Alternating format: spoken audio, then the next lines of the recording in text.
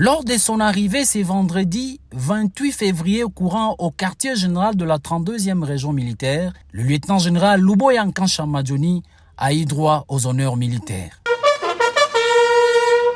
Excellence, monsieur le gouverneur militaire de province et commandant des opérations. Mon général, le détachement d'honneur est rangé pour vous accueillir et vous rendre les honneurs à l'occasion de la réunion d'évaluation sur la situation sécuritaire de la province.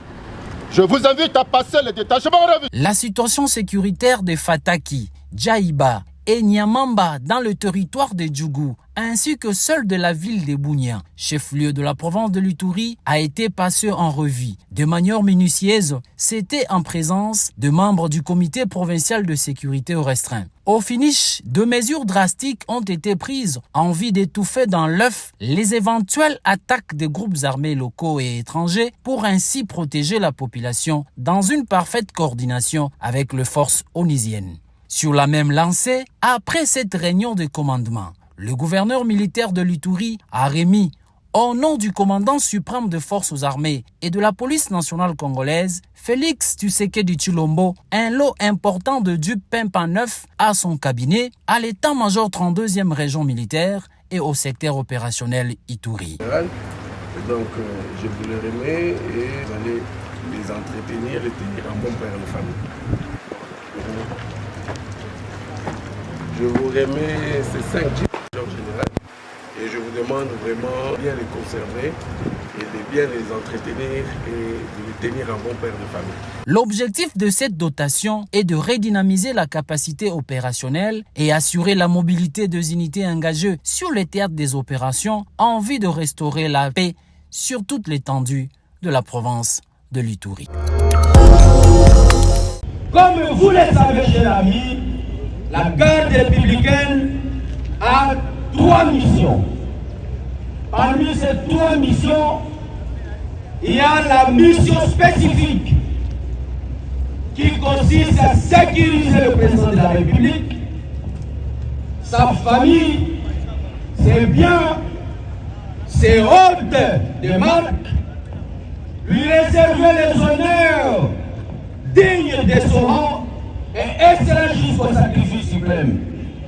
Est-ce que vous se rappelez la mission? Est-ce que vous se rappelez la mission mission spécifique à la mission? Alors, comme mission ordinaire, Oezali, il y a accompagné Balina la mission de la FADC, la misala la mission nyonso. Il y a pour défendre l'intégrité territoriale de la mission. Nazali ko songe la paix ko marteler yango que exercice tozali ko sala lelo. Et Zali aussi ko s'inscrire toujours dans la réalisation de la mission wana. Et mission ya suka o ezali ya ko appuyer balinga la mission. Ya la police la misala ya ko défendre, pour gérer cité. Là on va baigner en français et en européen, c'est-à-dire établissement, il y a ordre public. Kasi tango na lobi mission na biso. Nazali sikoyo koyebisa bino que oyo nyonso tokosala na nzela. Oyo nyonso toko accomplir comme tâche, comme consigne, et qu'on permette de biso de réussir mission na otikolo parce que yango ne sali que to benga mama pinga, to benga mama soda o bazali, pembeni ya mokonzi ya mboka, to benga mama soda ya peuple congolais, to benga ma bana mboka ba vrai bana mboka. Est-ce que tolokani? Alors on va na soukisa. Parce qu'il y a des amis qui sont posés moralité, des amis juste comme ça, ma consigne, activité aux amis comme ça, Au deuxième point du Conseil de ministres de ce jour, relatif à la nécessité de préserver les intérêts de l'État.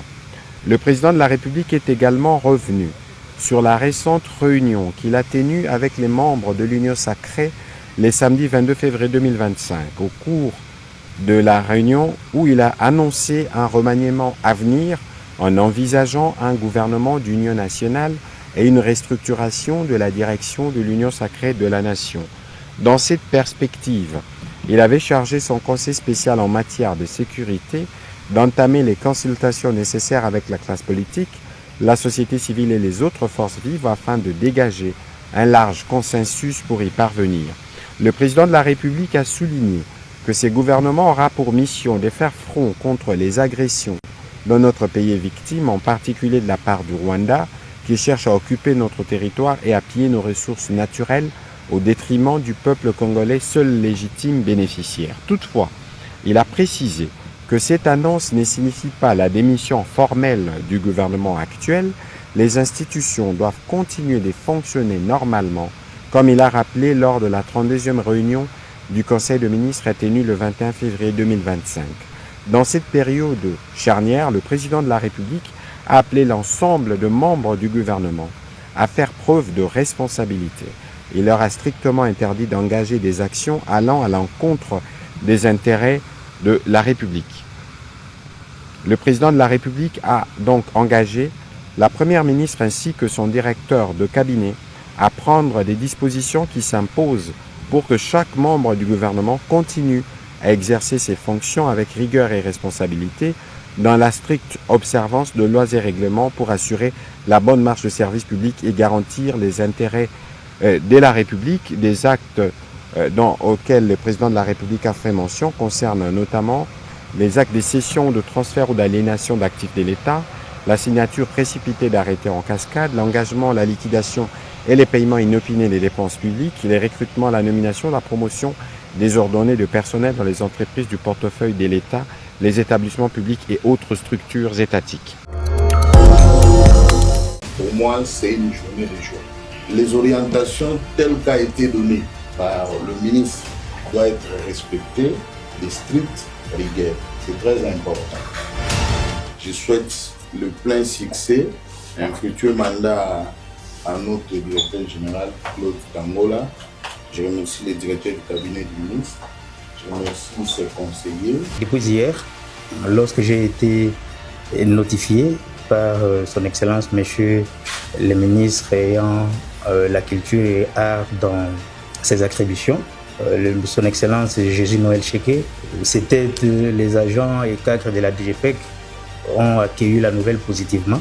C'est l'impression que la lecture que j'ai faite de tous les messages qu'il y a eu dans les groupes et tout, que la DGPEC existe depuis 2019. Elle a eu un parcours.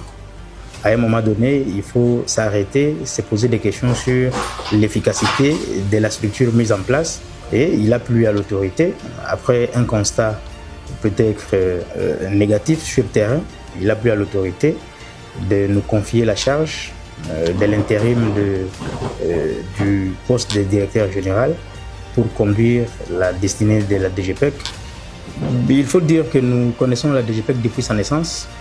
Nous connaissons la philosophie des textes qu'il a créés, la volonté exprimée par l'autorité urbaine. Nous allons travailler sur les objectifs assignés à la DGPEC, notamment l'assainissement, sur il faut la révisitation du plan cadastral publicitaire, mais aussi la mobilisation des recettes. On a l'avantage d'avoir un ministre de tutelle qui a lui-même été dirigeant à la DGPEC. Il connaît le monde qui entoure la publicité extérieure, et il connaît les partenaires. Avec lui, nous aurons le temps de nous entretenir pour arriver à définir une politique qui ne puisse pas non plus porter atteinte aux investissements des partenaires, mais de leur côté aussi, ils doivent rester sur le respect des différentes normes édictées au niveau de la ville de Kinshasa par rapport au plan cadastral publicitaire. La Fédération des entreprises du Congo FEC section de l'Ituri apporte son soutien indéfectible au gouverneur militaire. Elle se dit être motivée par les efforts de paix et du développement amorcés depuis son arrivée à la tête de cette province. Christophe Lonema Moukwa appelle les filles et fils de l'Ituri à privilégier la paix. Je vais demander aux Ituriens d'être soudés. Ils doivent tout faire pour être unis. Ensuite, les groupes armés, je vais leur demander de se désolidariser de ces problèmes des armes. Ils doivent se rendre au PDDRCS pour déposer les armes. Ils doivent aussi suivre la voie des rades que le chef de l'État a donnée ici au niveau de Bunia. Au même moment, le président de la FEC en Ituri condamne certaines personnes qui utilisent les réseaux sociaux dans l'objectif de créer la psychose au sein de la population. Que chacun vaque librement à ses occupations. On n'a pas à craindre, on n'a rien à craindre ici. Que les gens cessent à écrire n'importe quoi dans des réseaux sociaux, à écrire des messages, des mensonges, et pour envenimer la situation ici en Ituri. C'est ce que nous déplorons. Entre-temps, l'administration militaire de cette province renforce au quotidien des dispositifs sécuritaires pour protéger les populations et leurs biens. Les forces armées de la République démocratique du Congo ont renforcé leur effectif dans des zones qui restent à stabiliser après les attaques de groupes armés à Fataki, à Djaïba, mais aussi à Nyamamba où les forces armées ont été renforcés en hommes, en munitions, pour en découdre et mettre hors d'état de nuire ces ennemis de la paix. Dans la ville de Bunia, vous le savez, nous avons redynamisé de patrouilles de combat, de reconnaissance, diurnes comme nocturnes. L'idéal, c'est mettre la population de l'Ituri tout entière sous la haute protection de forces armées de la République démocratique du Congo et laisser la population vaguer librement sans inquiétude. La province de l'Ituri est l'un des poumons économiques à l'est de l'RDC, une province à pleine croissance économique et infrastructurelle depuis l'instauration de l'état de siège par le commandant suprême des forces armées et de la PNC, Félix Antoine Tshisekedi Tshilombo.